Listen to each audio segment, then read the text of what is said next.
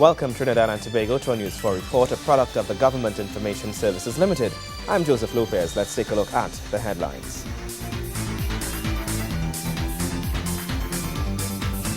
Trinidad and Tobago's Energy Minister is the recipient of world-renowned Petroleum Economist magazine's Energy Executive of the Year 2014. The National Civil Society Board holds a national forum for its upcoming national elections while celebrating its milestone accomplishments. And the National Security Minister says claims to militarize the police force are far from being true. Thank you for joining us. Top of the news this hour. Energy and Energy Affairs Minister Kevin Ramnarine is the recipient of an international award titled Energy Executive of the Year from the prestigious Petroleum Economist magazine recently. In receiving the award, the minister also won the magazine's Clear Energy Initiative Award for his initiative in renewable energy, namely the Light Bulb Exchange Program. He was also praised for his contribution in the turnaround of the fiscal regime, facilitating new investments and major projects in the oil and gas sector. Energy Minister Kevin Ramnarine has been named Energy Executive of the Year by world-renowned Petroleum Economist magazine. The Ministry of Energy and Energy Affairs also won the magazine's Cleaner Energy Initiative Award for its Light Bulb Exchange Program. Minister Ramnarine collected both awards on September 10th at a ceremony held at Banking Hall, London. The Energy Minister was praised for breaking new grounds in the TNT market and for paving the way where investors can enter the local sector and thrive in a suitable environment. Executive of the Year Award is presented to the individual who's made or is in the process of making a major contribution to the industry. This can be either regionally or globally, regardless of age. The judges have taken into account the nominees' recognition and respect within the industry, their close involvement in or leadership of a range of benchmark projects, and their innovative approach to tackling business challenges. The judges were highly impressed with the hands-on approach, the enthusiasm and drive our winner brought to his position, as well as his championing of transparent business practices and his long-range approach to achieving goals. So, our winner tonight is Kevin Ramnarine. Members of the distinguished panel of judges for the competition included Lord Colin of Whitekirk, a senior member of the Scottish Judiciary with extensive experience in energy matters, His Excellency Abdallah El Badri, Secretary General of OPEC, Lord John Brown, Baron of Madingley, the former Chief Executive of BP and Torstein and Dribo, who was appointed Secretary General of the International Gas Union in 2007.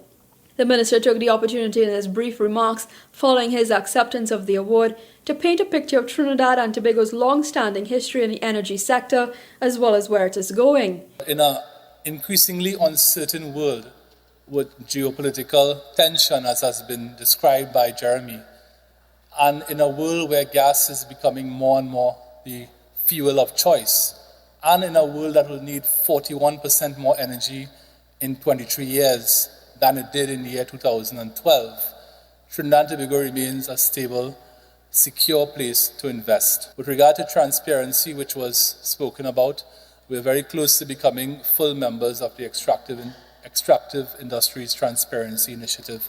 So we also do our business in Trinidad and Tobago in an open and transparent manner.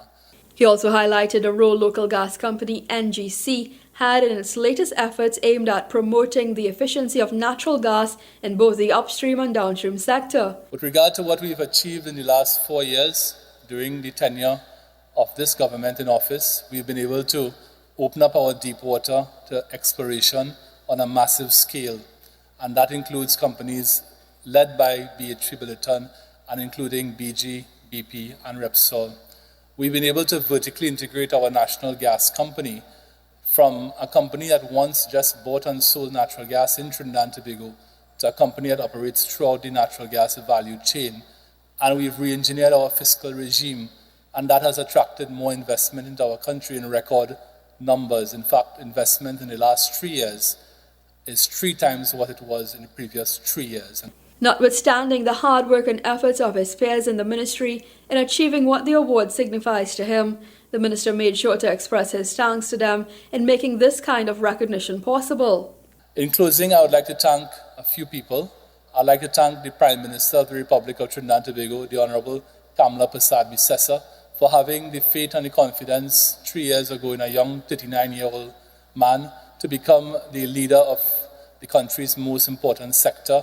Energy accounts for 45% of our gross domestic product and 50% of our country's revenue. And that responsibility was thrust upon me 3 years and 3 months ago. So I want to thank her for giving me her confidence.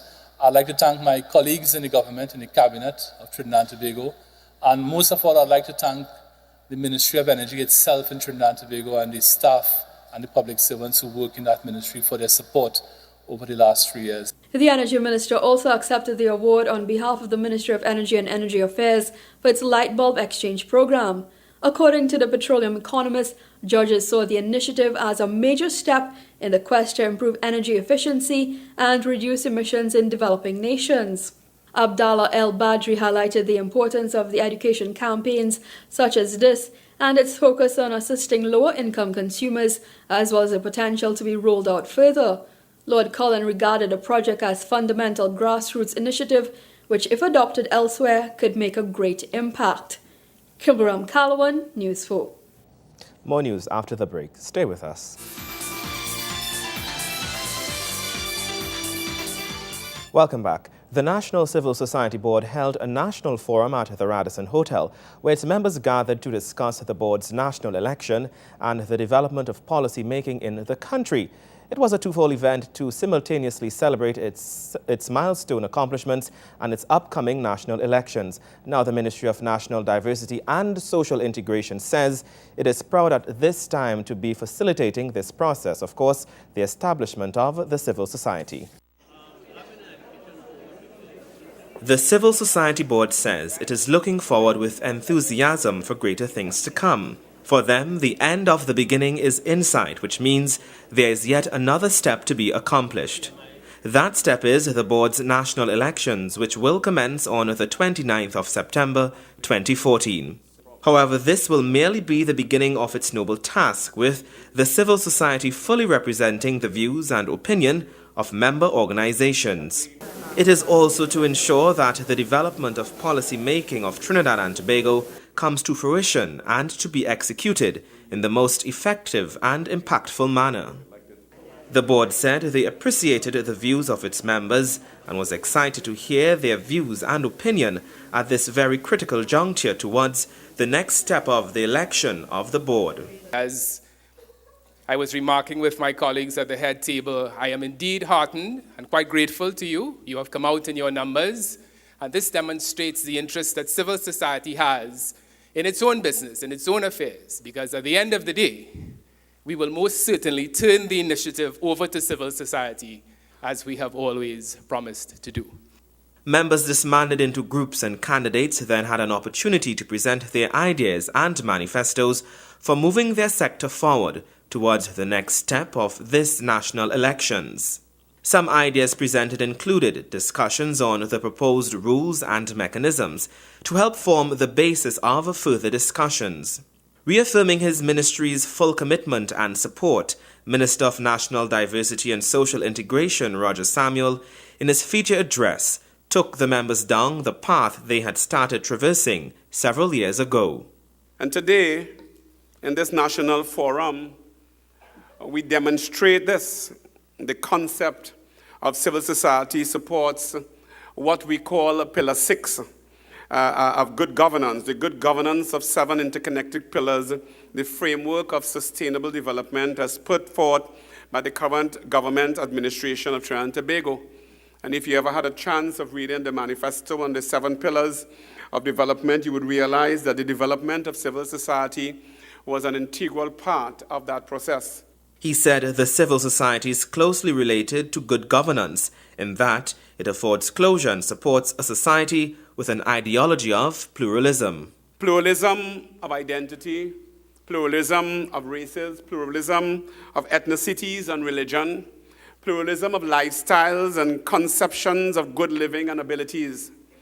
The Ministry of National Diversity and Social Integration is proud to be at this time facilitating the process, the establishment of this civil society board, which is aimed at strengthening the voice and influence of civil society.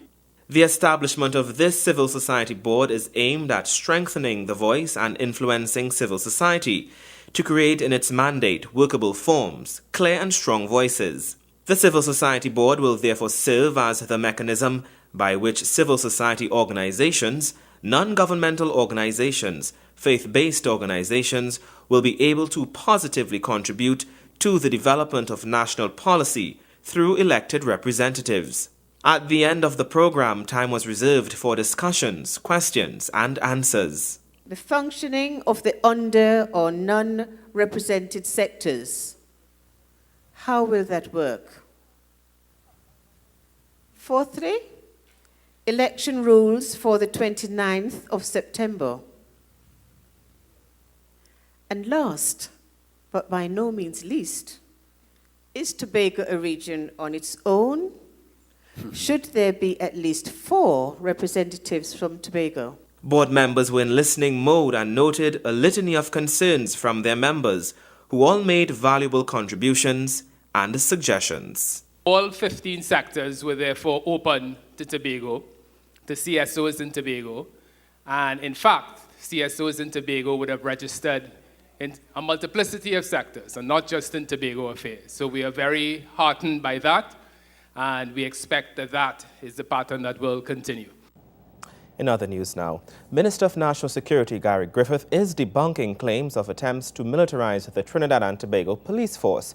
He made these comments, and it were made during the recent parliamentary budget debate, where Minister Gary Griffith says the aim of his ministry is simply to protect the police officers while doing their job. The percentage of the government's budget allocated to the Ministry of National Security is no different to the worldwide average for national security allocations. So says Minister Griffith as he highlights the government's commitment to addressing crime. Looking at the comparison of budget allocation to national security to Trinidad and Tobago and other countries, whereas you look at the United Kingdom, it's about 10%, United States 15%, Jamaica 9%, China 11%. Trinidad and Tobago usually falls within that bracket. And this is with both administrations. So this is just to clarify a matter where there's always been this perception that we have the budget that you usually see in the Ministry of National Security, it is over what is required.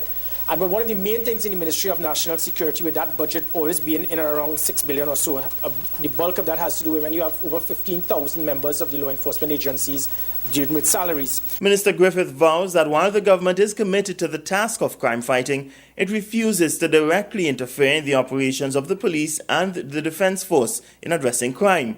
He adds that politicians are in no way equipped or prepared to tackle crime the way the police can, and as such, the government's responsibility is to provide the necessary resources to the professionals. I wish to stress, Mr. Speaker, that the concept here is not about coming up with crime plans or even anti-crime plans, because the individuals who all sit here, I think we all have the right, the interests of the country at heart. And if we do, we need to accept ourselves that we do not have that capability, that experience, that training to say that we have what it takes to understand what it is to deal with proper security management, to deal with criminology, to deal with coming up with anti-crime initiatives. The role of a government, the role of politicians, it is not to come up with crime plans, and I'll say it for the umpteenth time. It has to do with providing the proper assets, the logistic, the financial, and the administrative support for the law enforcement agencies, and also to ensure that you provide proper policies, the policies and the framework upon which the law enforcement agencies can then utilize their resources in an effective and efficient manner. The National Security Minister is also reminding persons that the issue of national security should never be politicized, as this can lead to poor police morale and increased public fear. He explains the recent furor surrounding the armored personnel carriers is an example of a situation which was politicized. Minister Griffith explains, however, that given the statistics, the personnel carriers are quite necessary to protect the police officers in the execution of their duties. It is very sad that we are aware that every 5 days, police officers, they are shot at. 4 of them have been killed. 14 have actually been injured in shootouts in the last 30 months. 200 shot in all. And here it is, again as a government, we say, look, let us try to get policies. What can we do to protect our law enforcement officers? So we said, look, we did our research and we said they need to be protected. So let us get something called armored personnel carriers.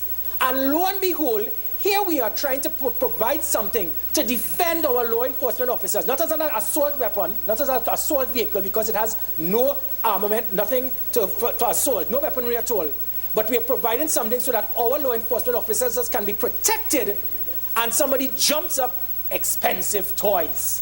Now you refer, yes, boys with toys. So you refer, we have our law enforcement officers being referred to, let us give them a toy. It is not necessary. It is not necessary to protect our law enforcement officers.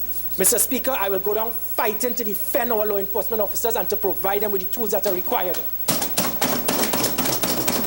Minister Griffith stresses the value of the lives of the men and women who protect the country on a daily basis.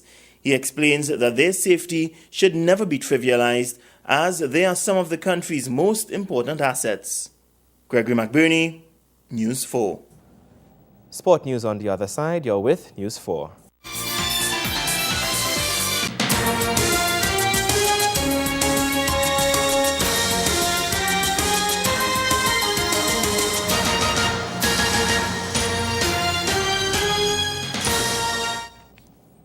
Welcome back. On to some sport news now. St. Anthony's College stretched its lead in the Secondary Schools Football League to 4 points following a 3-2 victory over Shiva Boys in Wednesday's round of Premiership Division matches. This is also due to the nearest rival, St. Mary's College, dropping a point. Wayne Cunningham has the highlights from the Saints versus Trinity College East. St. Mary's College were hoping to keep pace with leaders St. Anthony's College when they travelled to Trin City to take on Trinity College East in the Premiership Division of the Secondary Schools Football League on Wednesday.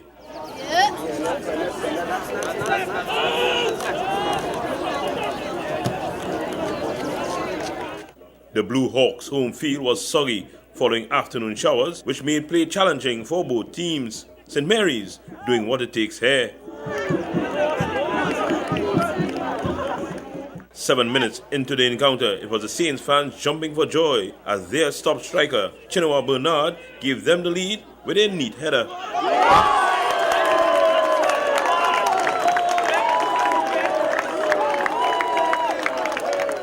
Trinity's ace striker, Dareem Daniel, got some oohs and ahs from the crowd with this header, but no equalizer.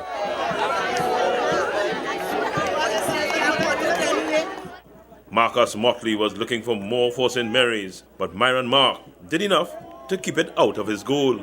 Both keepers had to be on their game as the first half progressed. But Trinity was determined to draw level before the half, and they did with a fantastic effort from Christian Maloney in the 39th minute.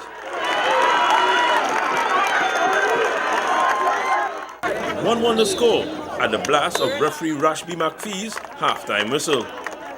Bernard negotiated the puddles well for his first attempt of the second half, but his cross/shot was just wide. As the Trinity Rhythm section intensified its contribution.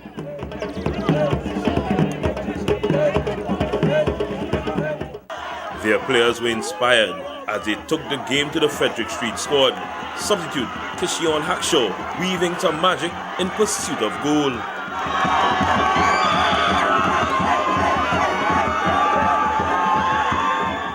Tyreek John, the son of Soca Warrior and record goal scorer Stern John, with this scrap in the dying stages which brought out the best in Christopher Donaldson. But there will be no further scoring in this one. Trinity East and St. Mary's College sharing the points with a 1-1 draw. Wayne Cunningham, News 4 Sports. Thank you, Wayne. More news after the break.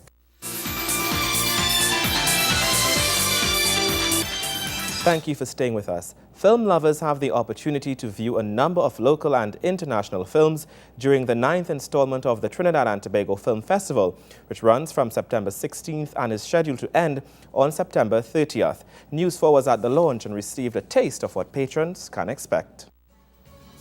The Trinidad and Tobago Film Festival 2014 has officially been launched with a film screening that has set the tone for the 2-week-long event. The Globe Cinema, located at the corner of Park and St. Vincent Streets in Port of Spain, was the venue for the launch and screening of Pan or Music Odyssey. So how we judge the success of our festival is obviously by numbers, Many more people have come over the years. I think maybe the first year maybe it was 1,000 or a couple of thousand people. Last year was 18,000, and obviously we're hoping it'll be more than that this year.